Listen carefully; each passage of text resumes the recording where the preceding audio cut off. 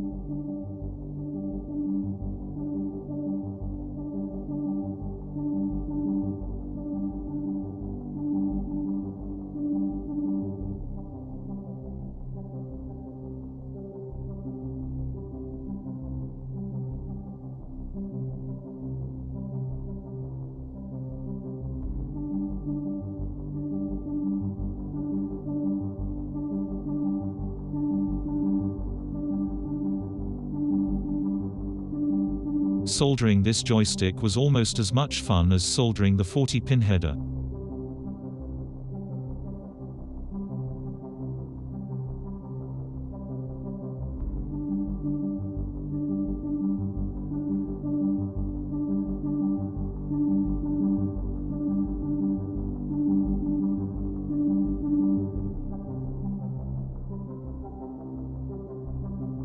Now it's time to solder the 40-pin header onto the main board.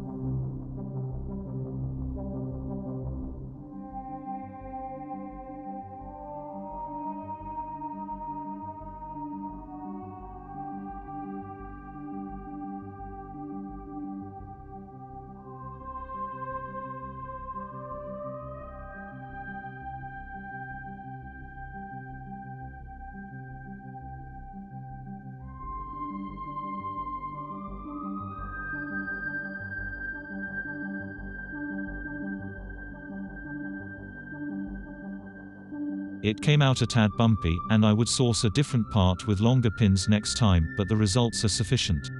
And now more measuring, drawing and planning.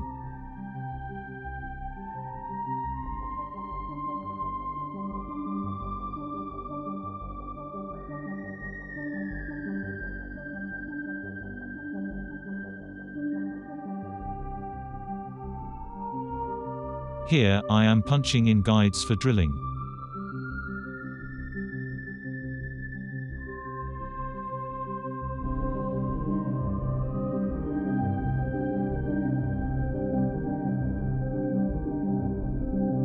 My soldering iron was very useful for all sorts of heat-based cutting. It was much easier to control than my hand drill, but ventilation became very important.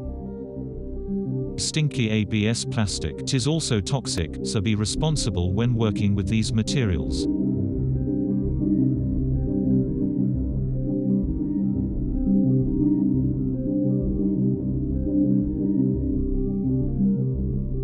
I drilled the holes off screen. The prototype is looking good-ish. There are many noticeable flaws. Still, this is a large step forward.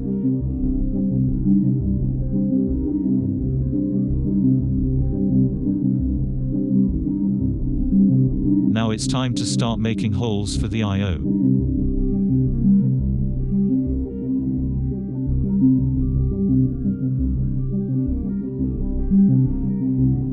After burning some guide holes into the plastic, I drill them out off screen. Followed by copious amount of filing with tiny rasps.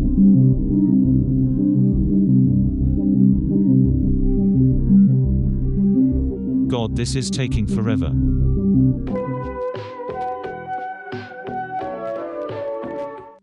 I frequently place the PCB back into the enclosure to check my progress.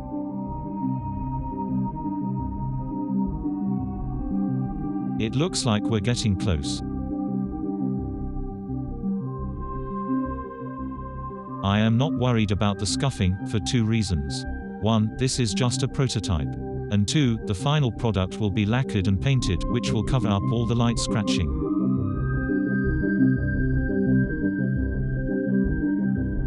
I've noticed here that my buttons are far too short. I will need to order taller buttons, and desolder these ones from the board, later on. Now I have my prototype. There are some obvious issues, most notably many of the holes are slightly out of alignment, and also, the holes I drilled for the LEDs are pointless, since I opted for an OLED screen, as opposed to 4 individual LED lights.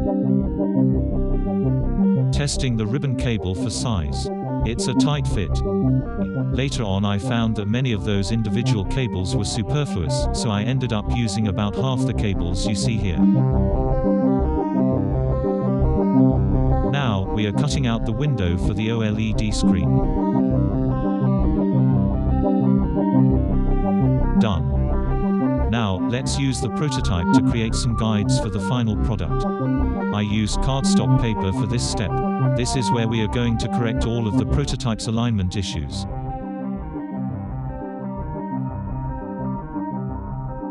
Looking good so far, but a bigger hole is needed for the joystick.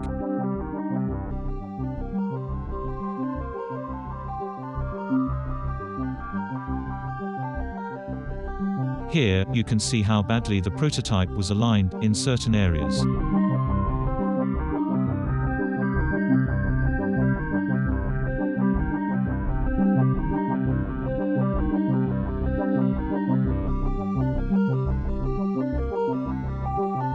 I've just drilled out the holes, off-screen.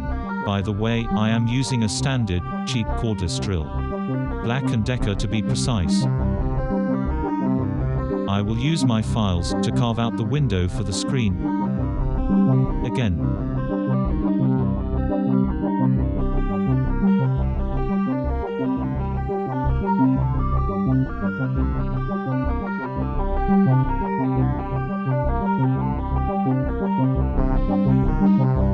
I didn't want to use my iron for cutting the final product because the heat can cause excessive warping.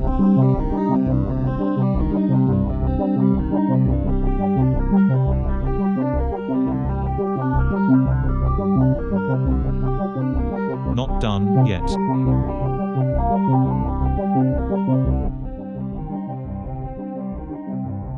The thing works. Time to tweak the OLED window some more. I've got to get it just right.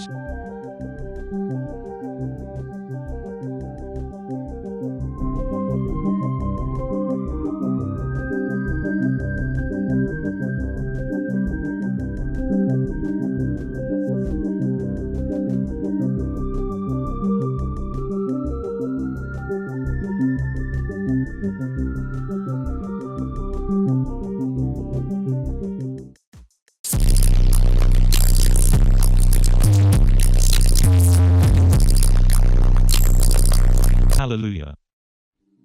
Let's clean up the PCB a bit, and then we will remove the short buttons and replace them with the new, taller buttons.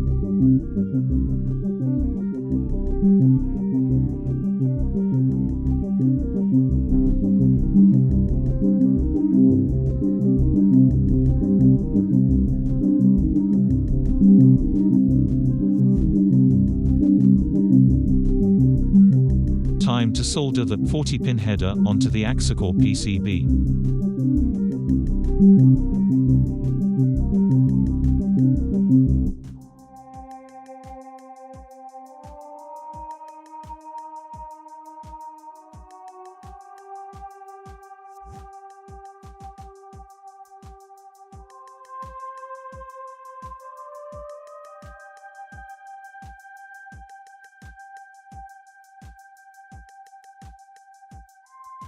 Time to cut the I/O on the final piece. I was nervous about this part, so I avoided it by working on the OLED window some more.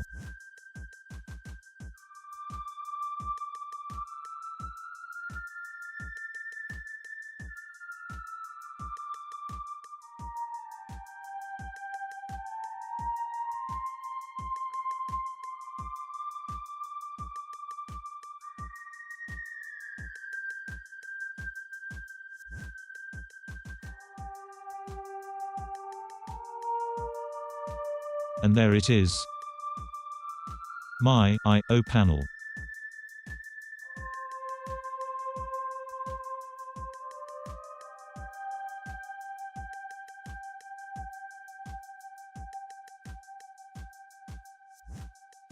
Those MIDI port holes are slightly off, but they'll do.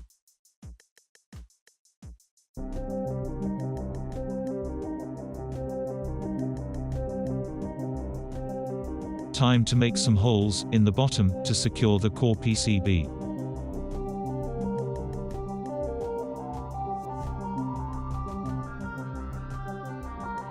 Yay!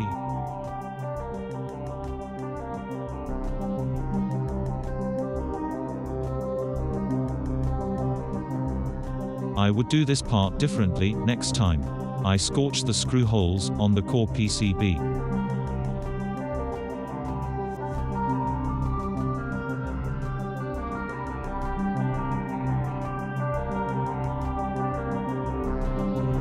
Look at the precision on that SD card slot.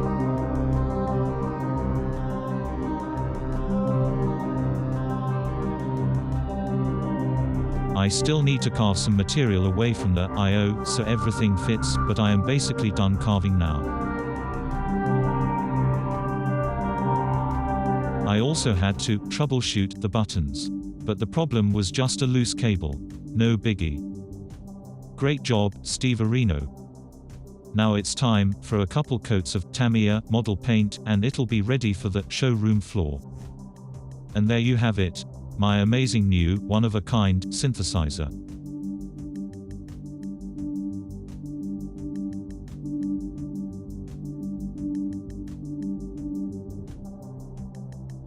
Thanks for watching. Now, let's jam on it for a bit, so you can see what it sounds like.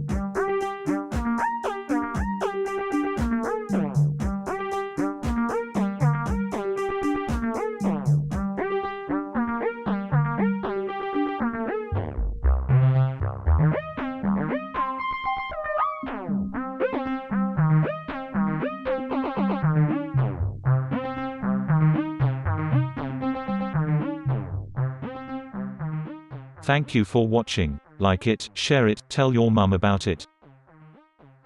Bye bye.